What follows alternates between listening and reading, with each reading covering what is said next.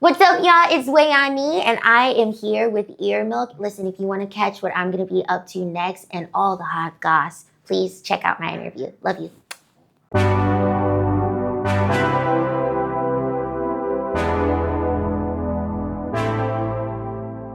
Today, I'm speaking with the lovely Wayani here at Sony. Wayani, welcome. Thank you. Thank you for having me. Looking back at your journey from The Voice, season 11 with Alicia Keys, to your debut EP, Frantic, in 2023, to now, your new era with releasing your 2025 single, Jurisdiction. Yeah. What's up? And how would you define your artistry today? Oh, goodness. That is a beautifully loaded question. I would define it as ever evolving, more confident, more edgy, more fearless. Definitely, I've always been honest, but even more honest about different feelings I'm going through, different things some of my friends are going through, the state of how I feel the world is. It's very honest in this era. Yeah. Maybe more honest than previous versions of yourself? Yeah, I would think so. I would kind of just skate on a few things and just keep it very surface level. I think this time around I'm a little more vulnerable. And you feel safe to do that now?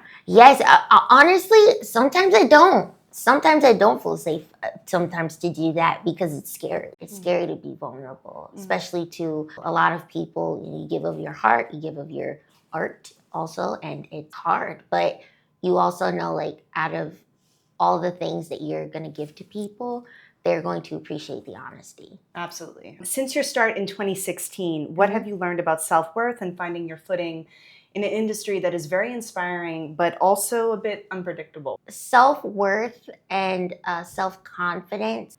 You can do one, fake one, and then create the other.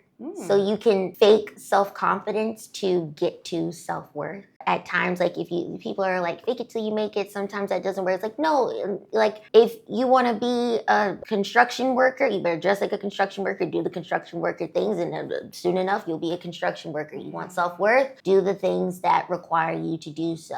I'm also trusting in my integrity as an artist, trusting in my gut, because it's very hard to listen to when there's a lot of people and a lot of noise around you, especially in this industry. As a woman in the industry, you get a lot of things people agree with, people don't agree with. You get a lot of opinions, and you don't know which one leads to where it sits right with you. So that is the biggest thing I want people to know, hey, your self-worth comes from within. I think it comes also from God. I'm you need to have something to ground you. It comes from family and great friends. Family is not just the people you're related to in blood. It's the people who you choose to be your family. It's very strong. And you need to have a great support system. And that may not be easy, but understanding what you're willing to tolerate and not will help you get to those places. So I wish I would have known that at 17 and 18 years old in front of 60 million people. I think I just didn't internalize the fact that I was in front of 60 million people. I was just on autopilot the entire time. Grown up in a mix between Harlem, New York and New Jersey, how would you say those two worlds shape your sound, your perspective, and then your music overall? Growing up in Harlem has shaped the crux of who I am, not only because it's a hub for music, creativity, culture, great food, traditions. It's also a place where my family is from. My family's from almost every borough in New York. It was a common place to be able to meet, have fun, eat good food, listen to any type of music. And in Jersey, I got exposed to really cool, I didn't know what Jersey club beats were. I was I didn't know what that was. I didn't know until high school. I didn't really know. And then some of my friends taught me and they were like, you don't know about this? And I was like, no, I don't. So I got to experience what my friends in Jersey thought was fun while also seeing what my friends in New York thought was fun and mix that together. Having places like the Apollo, Jazz at Lincoln Center, Carnegie Hall, and every type of museum, it brings you closer to the root of art and different people. Growing up surrounded by all of that, you kind of have no choice but to be creative. Would you say you started writing when you were really young? Yeah.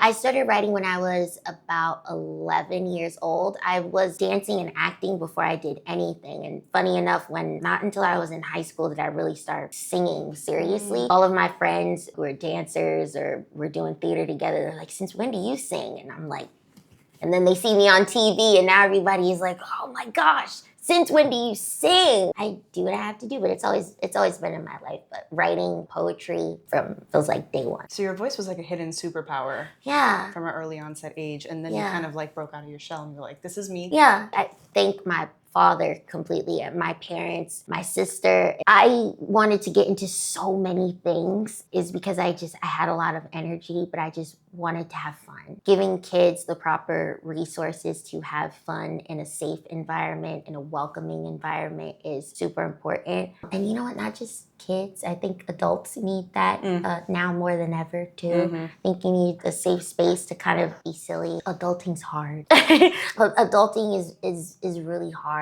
And finding other people who do the same thing that you do or have the same feelings that you do is already difficult, but then you find them and then you could be yourself. Oh my gosh. It's everything. Yeah. It's a new family that you're creating for yourself. Like the Sony team. I got started doing Sony. They reached out to me to be part of the Sony Audio Ambassador Program. And since then, it's been the best group of people that I could have been around because they indulge all of my creative, weird stuff. Yes, we go on great field trips. Like we go to Miami, we go to LA. I went back to LA to do like great events, but they welcomed me with open arms and they're so happy to be able to be like, yeah, whatever you need, like whatever you want to do. Other creatives your age are like, oh, you need help with social media stuff? Oh, you want me to film this content for you? It's sometimes you don't feel like filming content. And then it's like somebody's encouraging, go, do it. I can do it. I can help you. It'll be fine. You're doing great. You need that. You definitely need that. You need people in your corner. Yes. They found me through TikTok. I thought it was fake at first. I was like, oh, this is a bot. Like, I'm not.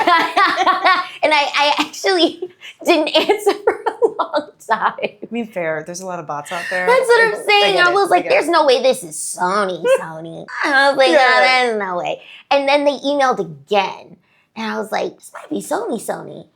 And it ended up being them. And we talked and they were like, we would love for you to represent, creativity, different artists, talk about the amazing technology that we have and how it helps you and the things that you can add to it, things that we can improve upon. I love that they're like, hey, what can we do better? How can we help you with this? What about this? Can you test this out? See how you like it? Be honest. And that's important for me, especially. I don't want to talk about a program if it's whack. I don't want to talk about if it's not encouraging, if it's not welcoming, if you don't uplift one another. I don't want to talk about it. I don't want to be a part of it. There's plenty of programs like that. You do the thing, you lie about the product, you get the check, you go home. This is not like that in any way, shape, or form, and I'm glad to be a part of it. It's really a blessing. The biggest thing is resources that I now know I don't have to do everything by myself. Like I have different resources at home, but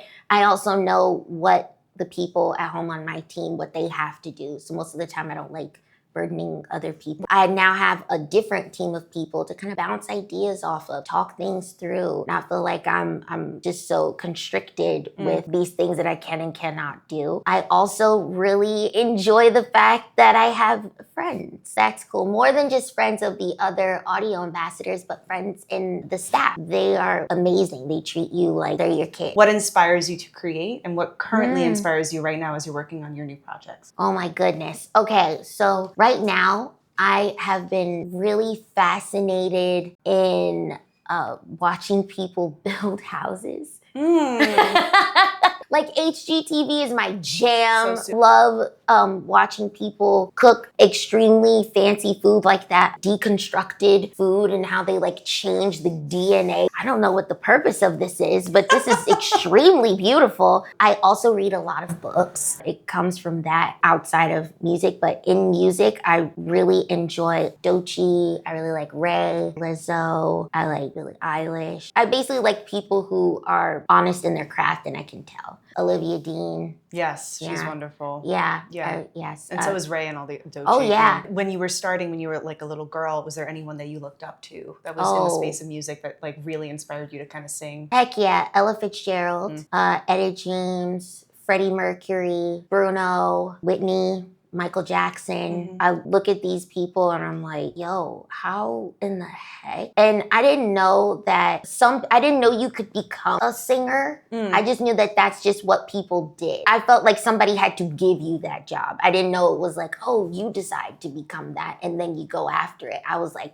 yep, you're born and then they give it to you. That's it. You're just good at it and they work at it and then they do it. And so me mimicking everything from The Wizard of Oz to Beat It is where I meet in the middle. I grew up listening to a lot of different genres, rock, pop, hip hop. My household had so many things. I mean, in Harlem specifically, there is no line of demarcation between like, oh, you're supposed to be listening to this, you're supposed to be listening to this. One person down the street, it was all a dream. I used to read, right? And then the next person will be like, how to save a life. Right. And nobody judges you for it. With a lot of places I've been to, people will judge you like no tomorrow for the music that you listen to. Yeah, I know it might be weird to call out, but Cardi B loves Lady Gaga. She really loves rock music, but she also loves Fantasia. You know, you wouldn't think you'd be like, Cardi B likes that stuff. Yeah, of course she does. She's from New York. I think that's something that's pretty unique to the New York experience. You don't get limited with your music. I want to talk also about creative process, right? Yeah. So like what sparks a song for you? So I think it depends on the situation. Sometimes it could be a melody. Sometimes it could be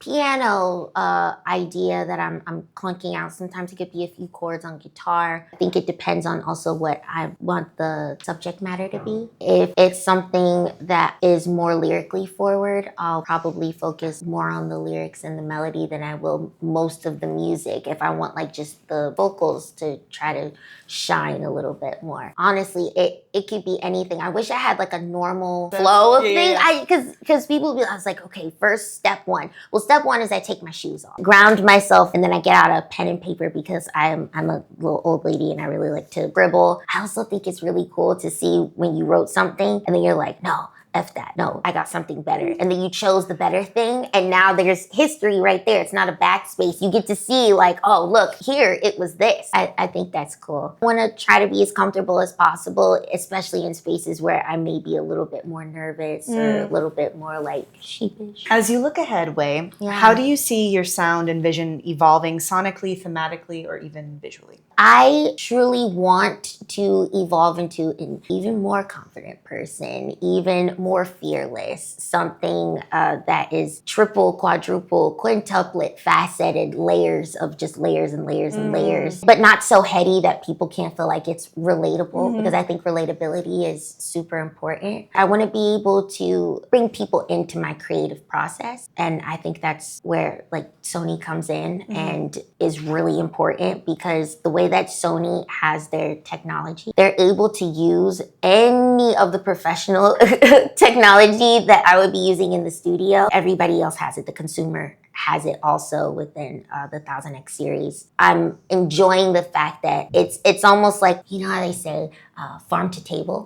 It's like that. You cook up in the studio and then you give it directly to the people as it is, as it sounds, and probably maybe even better. I feel like in Sony headphones, I sound a little bit better. If you can collaborate with any artist, living or historical, who would it be and why? Freddie Mercury. I would love to hear how our vibratos mix. Also would be extremely intimidated. And for that, I would want to challenge myself and just ask him like, hey, so all those crazy moments, I know there was a lot going on, but how did you write this? And how did you do this? And what was it like when, you did Live Aid? And, just ask questions. I think more so than collaborate. I would like to collaborate with Ray. Teddy Swims would be cool. Miley Cyrus. She's like really great in rock and 80s sound, and I love rock and I love 80s. For artists out there that are really trying to put their music into the world but feeling stuck or uncertain, not confident, what words of guidance or perspective would you offer? The first thing I would say is start walking. Just do something. Start just writing down ideas, and then take those ideas and say to yourself, somebody needs this. Someone needs this. Whether it's one person, and you have to ask yourself, why do I like doing art? Why do I like doing what I do? Is it for me? Is it a great outlet for me? Do I want other people to feel this great release? Is it for my mental health? And if it's like all of the above, then it's like, okay. So then if anything, do it as self-therapy, which is a form of self-care. And then also give it out to people. Let it go. See what happens. What's the worst thing that can happen? You just go for it. Worst thing that can happen, people be like, I don't like it. Okay, it's not for you. I'm sure Chaperone felt that for a long time, and I've felt that numerous times in my life. So do not get discouraged. There will be obstacles. There will be moments that you are like, why the heck am I doing this? But there is nothing like that sweet spot of a moment where you look around and you're like, it's going exactly how I would have wanted it to go, and I can't wait to do it again. If you could choose an archetype, what would it be? It could be the rebel, storyteller, etc. What do you really connect to as an artist? Either the rebel or the innovator. I think the rebel because I don't think I conventionally do what other women in my space do necessarily. It's not like a bad thing. It's just I don't normally gear towards that way, but the innovator because I'm going to do it in my own way. I talk openly about certain parts of my feelings. I don't openly want to just be like, yeah, I'm selling sex and this is how I'm doing blah, blah, blah. And it's like, that's great. But also, if you feel like you need to do that, I'm going to let you know you don't have to. That's what I want to be able to say. Also, I don't want people to think that they have to be in a specific box. Also, something that people try to do, they try to pigeonhole you. What's next for you in this new chapter of your career? More music, a new project that will hopefully be released before the end of the year. Some great surprises, especially for my fans, which will be a lot of fun, but definitely up and out. I want to be able to make even more music, go on tour, reach a lot of fans that I've never seen before, expand upon the relationships that I have. The Ambassador Program, very grateful for them. And I'm so happy that they will also be a part of that journey, no doubt.